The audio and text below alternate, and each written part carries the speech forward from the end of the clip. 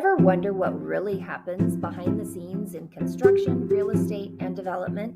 We pull back the curtain on the new home construction industry, the real estate market, and the trends shaping it all. Discover the stories, insights, and expertise behind the process of building a new home. Join us for Trust the Process podcast, and let's build something great together. Welcome back to Trust the Process, podcast where we talk about the real estate industry, new home construction, the housing industry, and everything in between. Today, our in-between is going to take us to a term you may or may not have heard, a McMansion. You have to say it with that twang. A funny term. Yeah. So this was recently introduced to me, something I hadn't heard referred in this way. So although I know what it is, once explained to me, the term itself maybe didn't ever cross my path. So a McMansion is just an informal term that was coined kind of in the late 90s, early 2000s to describe the rise of large suburban homes. It's now become a pejorative. It has pejorative connotations because there's been a lot of bad players that built a lot of bad McMansions.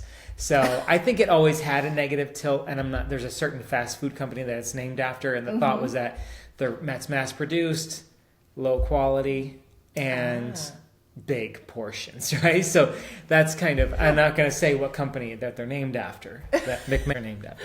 Nobody could guess that. Nobody could guess what that is. So it was kind of coined in that way. And if you look at the average home size in the late 70s and early 80s started to really swell. And I think it was around 13 or 1400 in the 60s and 70s. And then by the 80s, it was getting over 2000. And I think now it kind of hit a stable point around the 90s, and now it's around 2200, and it's kind of stayed there. It bounces between 22 and 2400, which is still a really large home if you think about how big a 22 or 2300 square foot home is, considering that that's the average.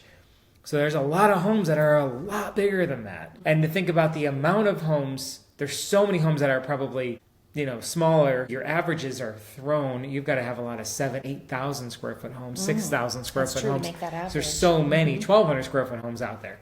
And then also so there's two ways to look at it. What's this average square footage of a newly built home? That number always skews larger than the average home in America is X number of square feet, because you're factoring in all the homes built in the 40s and 50s that are still standing that are 980 square feet. Yeah, and different areas. Different areas have different home sizes. I mean, definitely as we've gone west and in the Sun Belt, where the areas are newer, everything gets bigger and bigger and bigger.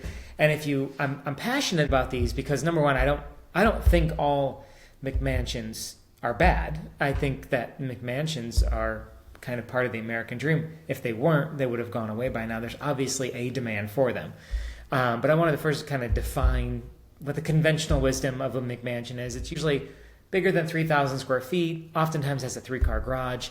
It's almost always in suburbia, so it's generally built in the neighborhood of other exact copies or similar homes. And then the death knell for most architects is that they don't have a lot of architectural integrity. So it's kind of, in the 90s, we had an architectural style that was, or a kind of a word for a style that was coined, transitional. So transitional architecture is going to, kind of pull from a lot of components. And in the 90s and kind of during the rise of the McMansion, the Palladian style architecture. So think early Monticello and those kind of homes with the Palladian windows, which is just an arched window with grids in it, a lot of brick, a lot of big grand entryways, a lot of double doors. So they were kind of these mini manors. And that was the architectural style back then. And as everything goes, a lot of builders are not versed in architectural style, so they're doing copycat. Me too. Okay, I like that arched window. If I do this on a 3,000 square foot home and make it have a 3-car garage and have a formal living area and big columns. So it kind of got stuck in that style. So when you think of a McMansion, generally for me, and I think a lot of people that are familiar with the term, they're probably thinking of that late 80s or into the 90s, big suburban house, brick, arched windows, big columns on the inside, kind of maybe one side is brick, the rest is vinyl siding, just not a lot of architectural integrity. But I would argue that it looks really fancy, but it looks fancy, but it's not fancy. Okay. And unfortunately, before we had such rigorous codes, they had reputations of being really poorly built, thrown up really quickly, not good with energy efficiency, volume ceilings, maybe just insulation built to code, whatever the code was at that time, cheap windows. So they just they have this perception that they're cheap to build. They deliver a lot of value, but they're expensive to maintain. So, and a lot of that holds true. And out west, that style, we have a lot of them here in Las Vegas, and we got stuck with the Mediterranean style. It became our McMansion. So you see a lot of turrets, a lot of fake stone, a lot of clay tile roofs and things like that that are kind of symbolic of a west of the Mississippi McMansion. But again, we're seeing modern McMansions now. So what's popular now is, at least in a lot of the West, is a desert contemporary or modern architectural style, linear flat roofs. And it's a bastardization of what modern architecture is, which is taking advantage, especially desert contemporary. It's taking advantage of where the sun is. You're hiding from the sun with desert contemporary architecture because sun is plentiful, whereas back east maybe you'd be trying to capture the sun. But it takes these fundamental elements of architecture and reduces them down and then spoon feeds it to the masses. So that's the bad. That is McMansions behaving badly. Where I think that McMansions make a lot of sense does provide a lot of flexibility. Kids generally are moving out later in life, maybe family, moms are moving back in, dads are moving back in, aunts and uncles. The square footage allows for a lot of doubling up of residences, which happens as cities become more developed and get more expensive, and as the country things get more expensive. So I like the functionality that they have. And then selfishly, as a builder, generally what you're building and what you're selling is square footage, unfortunately. When we list one of our spec homes and I see that Z estimate pop up, the algorithms are using your zip code, year built, and square footage. Because how come we can have our Brielle model at 3,800 and our Messina model at 4,200? Zillow doesn't know that they're on one has a better lot than the other. Right. The Messina one has a higher Z estimate because it's 4,300 versus 3,800. For what reason? It shows you that square footage sells. So as a builder, you can either choose to die on that hill or build and get on the McMansion train. But again, I don't think it necessarily always has to be a bad thing.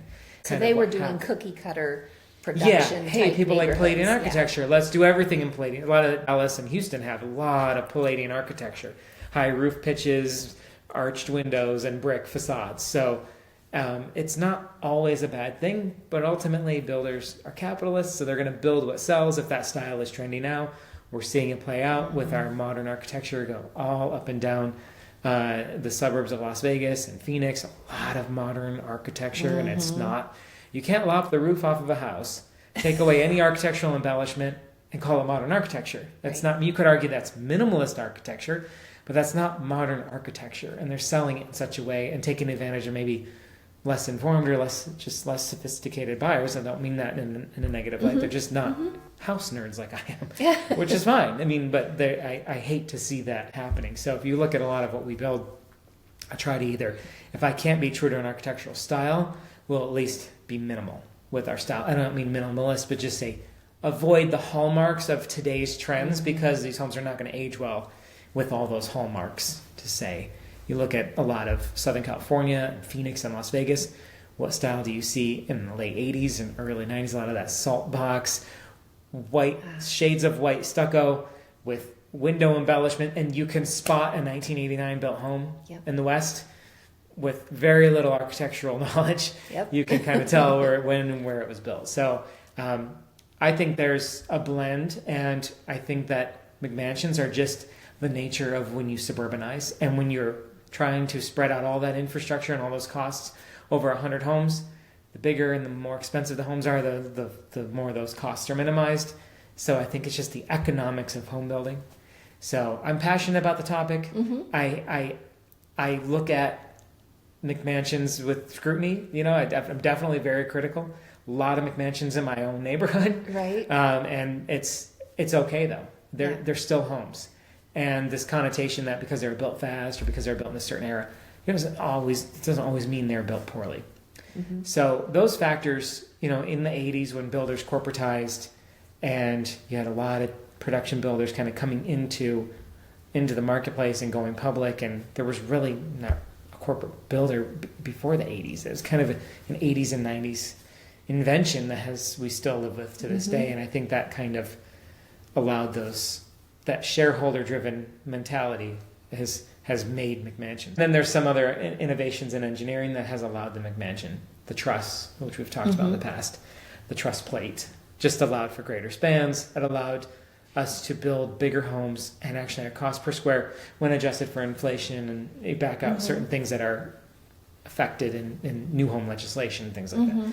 But overall, we were able to build a lot larger spaces a lot more effectively and efficiently, which has brought the cost down. And so categorically, it's a home that is larger square footage with very little substance beyond that. Kind of, it's all sizzle, no steak. Okay. But generally, it's funny.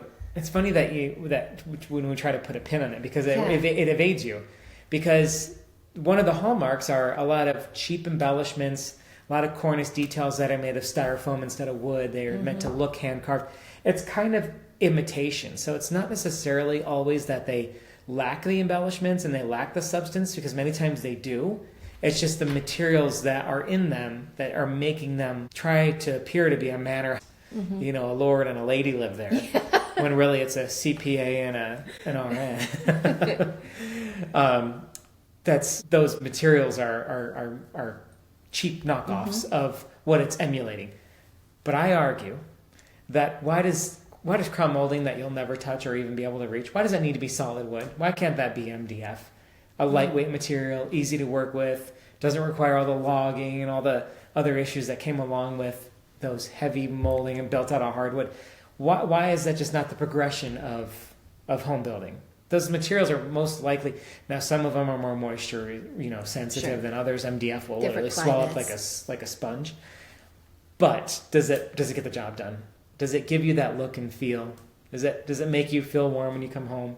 Does it really matter if your crown molding is solid oak painted white or stained versus MDF, which was spit out of sawdust? I'm not too cynical on McMansions, but like I said, I always look at them with scrutiny. For them? I mean, it's a subcategory of something. Did it just not exist? How else do people call it? Boxes, okay. And then it became. I don't know. No, I don't think it had. I think it was. Didn't. No, it was. Okay. It started with a natural progression, right? This builders in the 40s and 50s went from building row houses, townhouses in cities to the invention of the suburb, and the first suburbs, Levittown, all those places in the northeastern seaboard, were small, basically apartments that weren't attached. If you look at those homes, I think it was like a Ranger model or something. He had 3 different models, and he built about hundreds of thousands of them in the East Coast. And they were, I think the biggest they got was 1,200 square feet. So they were taking these apartments and saying, well, obviously we've been used to living in 900 square feet anyway, but now you have a yard. Now you can grill. Now you can do these things. So like anything, it had to become a status symbol. Oh, well, we all live in a suburb. Well, how do we design status? Oh, well, we want a bigger home in the suburbs. So they just started to grow, and there's more margin in building larger homes, and builders favor those things. And I think it just slowly progressed, and McMansion is a way to retrospectively look back at a style. And we still do it today, but it's a way to look back and say, oh, those are McMansions. So... yeah, I don't think it grew out of anything except just what are we going to call these things, and like we mentioned it a little bit ago, and you had never heard the term, and you've been in this industry for a long time, and you're an architectural enthusiast and you're a design enthusiast, and you never come across it. So I think it's just kind of it's vernacular. Yeah. Well, now I know. Thank you for informing me. Now you know. Appreciate it. And thank you for joining us on this episode of Trust the Process podcast. We look forward to seeing you next time. Thanks. Bye-bye. Thanks for tuning into the Trust the Process podcast. Make sure to follow us on Spotify to stay in the loop with the latest insights, project updates, and everything in between. See you next time.